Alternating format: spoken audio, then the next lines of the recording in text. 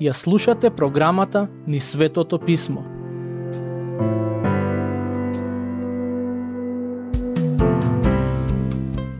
Драги пријатели, во претходната епизода стигнавме до Псалм 110, но искрено ќе ви кажам дека размислив и сметам дека премногу брзо го поминавме Псалм 109. Од една страна сум свесен дека сме ограничени со време, но од друга страна сакам да извлечеме по нешто важно од секоја од овие старозаветни песни. Така што, тоа што сакам да го направам во оваа епизода е уште на почетокот да обрнеме уште малку внимание на Псалм 109, а потоа да продолжиме со обработка на псалмите 110 до 113. Псалм 109 е еден од оние текстови кои апостолот Петар ги цитира во неговата проповед на празникот Педесетница. Ќе ги прочитам стиховите 6 до 10 од оваа песна. Постави над него грешник и ѓаволот да застане десно од него. Кога ќе му се суди, нека биде осуден и молитвата негова да се прими за грев.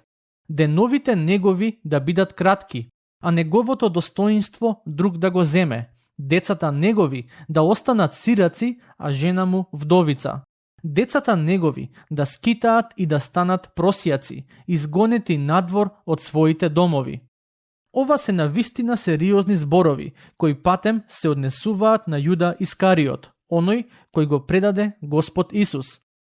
Пред некое време слушнав како некоја организација, која се бори за човекови права, изјавила дека што се однесува до нив, Јуда не требало да биде осуден, но Библијата има поинакво мислење за тоа прашање.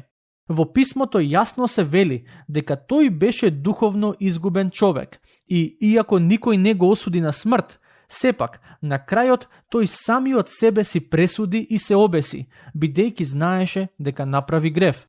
За него во писмото се вели дека ќе беше подобро воопшто да не се роди. Всушност, во писмото се вели дека сите луѓе се грешници и поради тоа ќе се соочат со Божиот праведен суд. Само оние кои веруваат во Господ Исус и го следат, ќе се спасат. Сега доаѓаме до Псалм 110. Во 109 читавме за Исусовото понижување и страдања, но во овој псалм читаме за неговото прославување. Всушност, овој псалм почнува со зборови кои се однесуваат на неговото вознесение. Стих 1. Му рече Господ на мојот Господ, седи од мојата десна страна, додека ги ставам непријателите твои во подножјето на нозете твои. Овој псалм е особено значаен поради важноста која му е дадена во Новиот Завет. Во стиховите кои ги прочитавме се зборува за божествената природа на Господ Исус Христос. Сакам да го прочитаме оној дел од Новиот Завет каде се цитирани овие зборови. Во Евангелие според Матеј, глава 22, стихови 41 до 46 се вели: И кога се собраа фарисеите, Исус ги праша и рече: Што мислите за Христос? Чиј син е тој? Му одговорија: Давидов. Им рече: Како тогаш Давид преку Духот го нарече Господ велејки? Му рече Господ на мојот Господ: Седи од мојата десна страна, додека не ги положам непријателите твои во подножјето на нозете твои. И така, ако Давид го нарече Господ, како тогаш може тој да му е син? И никој не можеше да му одговори ниту збор. И од тој ден никој веќе не се осмели да го праша. Со други зборови, во овие стихови ни е опишан разговорот помеѓу Бог Таткото и Бог Синот. Истите овие зборови се цитирани во Евангелие според Марко, Евангелие според Лука, Дела апостолски и Послание до евреите, глава 1, стих 13. Кога некој ќе ви каже дека Светото Писмо не поучува дека Исус е Бог, слободно цитирајте и ги на таа личност овие зборови, бидејќи преку овие зборови, кои првично се дел од Псалм 110, ние всушност дознаваме за божествената природа на Господ Исус. Ќе продолжиме со читање и обработка на псалмот. Стих 2. Жезолот на твојата сила ќе ти го прати Господ од Сион, владеј меѓу непријателите своји. Овие зборови се однесуваат на Исусовото второ доаѓање на земјата и неговото владење во Сион. Јас лично верувам дека тоа место ќе биде центарот од кој Христос ќе владее на земјата. Исто така верувам дека во иднина Бог има посебна цел за израелскиот народ и допрва ќе видиме која е таа. Стих 3. Подготвен е твојот народ за денот кога ќе ги поведеш своите војски на светите гори. Како роса од утробата на зората, со тебе се младите борци. Дали ќе бидеме подготвени за Христовото враќање? Тоа е едно од најважните прашања поврзани со оваа тема. Од една страна е убаво да се размислува за тоа дека Христос ќе се врати и ќе им суди на луѓето, но треба и да размислиме и да се прашаме дали во нас има доволно вера? Дали верно чекориме по неговиот пат, за кога ќе се врати на оваа земја, да немаме потреба да се плашиме од неговиот суд. Стих 4. Се заколна Господ и нема да се покае. Ти си вечен свештеник по чинот на Мелхиседек. Мелхиседек е човек кој е спомнат во првата книга од Светото писмо, книгата Битие или Создавање. Кога ќе го обработуваме посланието до евреите, каде овој стих е цитиран, ќе го објаснам значењето на овие зборови, но засега само ќе кажам дека Мелхиседек беше свештеник кој му служеше на Господ и неговиот лик и дело се предслика на Христовите. Стихови 5 и 6. Господ, кој е од твојата десна страна во денот на гневот свој, тој ќе ги порази царевите, ќе изврши суд над народите, ќе ја исполни земјата со трупови, ќе ги скрши главите на многумина на земјата. И во Псалм 2 читавме за тоа како Христос ќе им суди на народите. Сега доаѓаме до Псалм 111, кој е наречен Алелуја Псалм. Патем, во овој дел од книгата имаме неколку такви песни во кои авторот го слави Господ, а и не повикува нам да го направиме истото. Оваа песна е акростична, односно, нејзините стихови започнуваат со секоја буква од еврејската азбука, но не се редоследно распоредени буквите од азбуката. Но сепак, станува збор за навистина интересен начин на пишување кој е застапен во неколку од псалмите. Значи сега доаѓаме до дел од оваа книга во кој имаме неколку, односно 3 Алелуја псалми. Патем, ако не знаете што значи зборот Алелуја, сакам само да напоменам дека најсоодветниот превод на зборот Алелуја е фразата Слава на Господ. Во овој псалм авторот го слави Господ поради неговите дела и поради неговото избавување. Верувам дека еден ден луѓето ќе му ја пеат на Бог оваа песна и во рајот. Стихови 1 до 4. Алилуја, ќе те славам Господи од се срце во советот на праведните и во собранието. Големи се делата на Господ, нека размислуваат за нив сите што уживаат во нив. Неговото дело е слава и великолепие, а правдата негова вечно ќе постои. Незаборавни ги направи чудесата свој, милостив и штедар е Господ. Денес има многу луѓе кои велат дека Вселената е настаната од ништо и со тоа тие на некој начин се обидуваат да го ограбат Бог од славата која ја заслужува за се што создаде. Но, оние кои веруваат во Бог, покрај другото, треба да веруваат и во тоа дека Тој го создаде светот. Навистина е нелогично да исповедате вера во Бог, а истовремено да велите дека Тој не го создал светот, туку светот е само случајност. Стих 9. Тој му испрати избавување на својот народ, за секогаш го установи својот завет, свето и страшно е името негово. Кога авторот вели дека Господовото име е свето и страшно, покрај другото, тоа значи дека треба да бидеме внимателни како го користиме тоа име. За жал, денес луѓето се повеќе го користат Господовото име во цовки или пак го спомнуваат без да мислат на Господ. Тоа е грев, бидејќи е прекршување на една од Божите заповеди.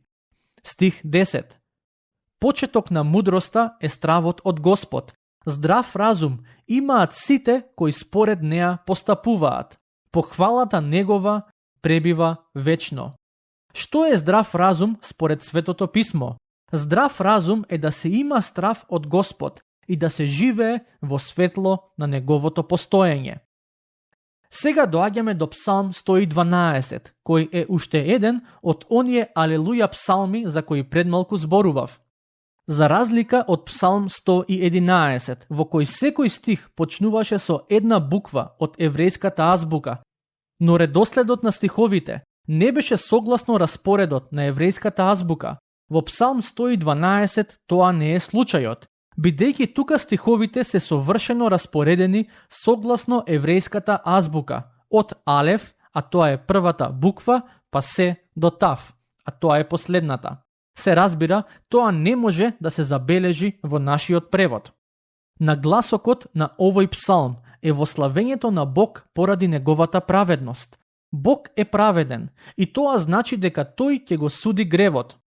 Од една страна, за тоа треба да ни биде мило, од друга страна, со оглед на тоа што сите сме грешници, тој факт треба да ни предизвикува страв. Но, ако веруваме во Исус Христос, во неговата смрт и воскресение, ако ги следиме неговите зборови, ние нема да се соочиме со Божјата правда, туку со Божјата милост, бидејќи Христос на себе ја зеде казната за оние кои во него веруваат.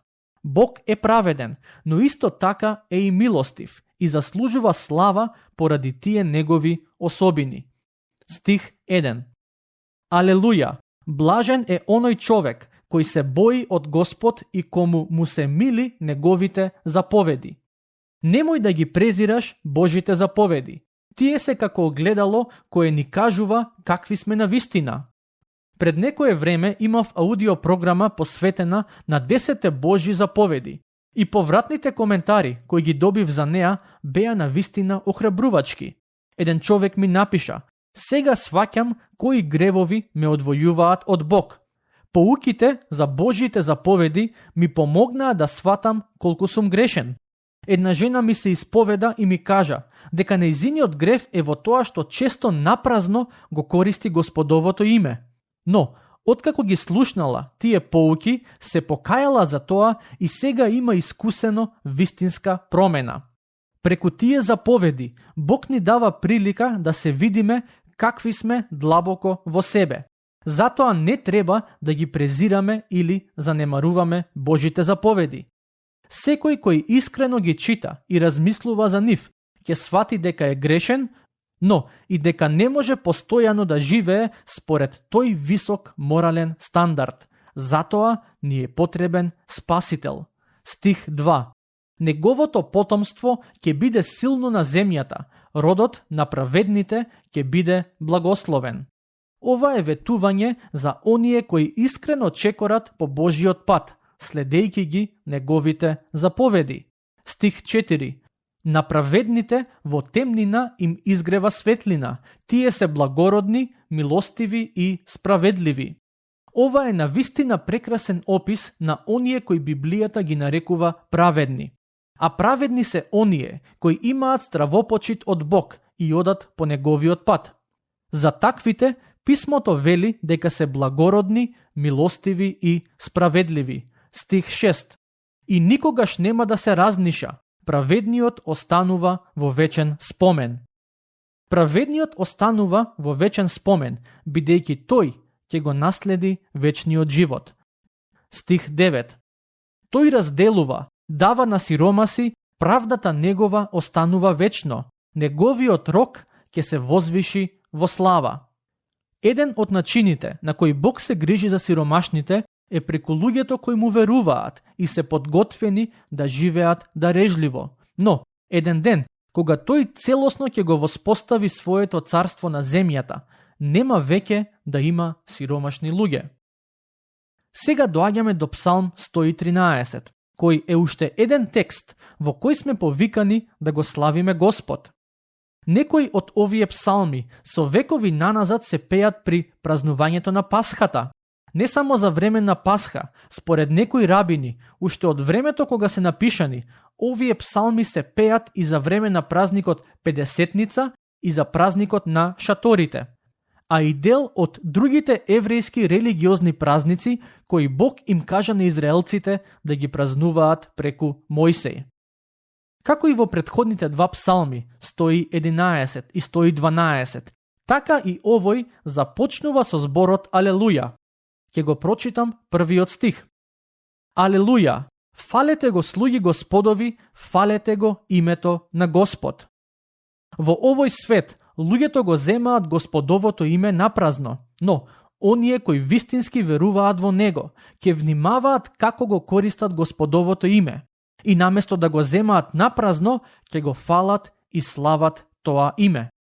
Стихови 2 до 9.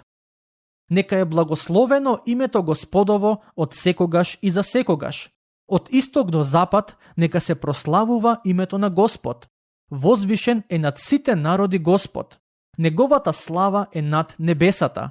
Кој е како Господ, нашиот Бог, кој живее во височините и кој од високо гледа на небото и на земјата, кој од прав го издига сиромавиот и од калта го вади бедниот, за да го постави со кнезовите на народот негов, кој неплодната ја вселува во куќи како мајка, што се радува меѓу многуте деца. Алелуја! Време е да го славиме Господ. И тоа не мора да го правиме само кога се наоѓаме во црковните храмови, иако треба Господ да се слави и на тие места. Но можеме да го славиме каде и да сме, каде и да се наоѓате во моментов. Во вашето срце можете да го прославите Господ, да му бидете благодарни за сите негови добрини, бидејќи Бог е добар. Ако некому денес кажете за Божјата добрина, вие всушност на некој начин ќе го прославите Бог. Тука ќе го завршиме денешното проучување. До следното, Бог нека ве благослови.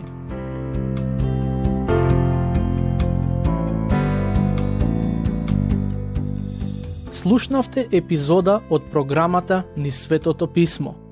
Можете да не слушате и преку мобилна апликација на нашиот YouTube канал и на подкаст платформите како што се Apple и Spotify. Ако ви се допаѓаат нашите епизоди, споделете ги и препорачајте ги на вашите пријатели. Бидете слободни да ни оставите свој коментар или да ни пишете на нашата имейл адреса nizsvetotopismo@gmail.com. Следете ги нашите страни Низ Светото Писмо на Facebook и Instagram.